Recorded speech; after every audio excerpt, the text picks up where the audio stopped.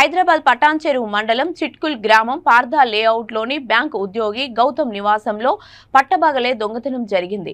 మధ్యాహ్నం 1 గంట సమయంలో పటాన్చెరు వెళ్లి సాయంత్రం తిరిగి వచ్చేసరికి తాళాలు పగలగొట్టి తలుపులు తెరిచి దాదాపుగా 4 లక్షలు విలువ చేసే బంగారం, వెండి ఆభరణాలు దుండగులు ఎత్తుకెళ్లారు. దొంగతనం జరిగినట్లు గుర్తించిన బ్యాంక్ ఉద్యోగి 100కు కాల్ చేసి పోలీసులకు సమాచారం ఇచ్చారు. సంఘటనా స్థలం చేరుకున్న పోలీసులు కేసు నమోదు చేసి దర్యాప్తు చేస్తున్నారు.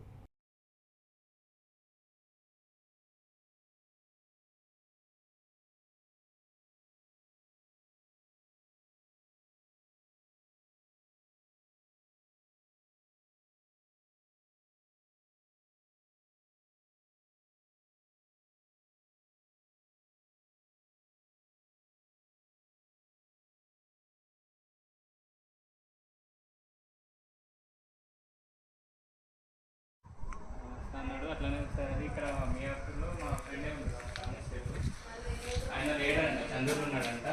ఫస్ట్ వాళ్ళకి ఫోన్ చేసేసి వాళ్ళు రాకుంటే నువ్వే పేపర్ మీద రాసుకొని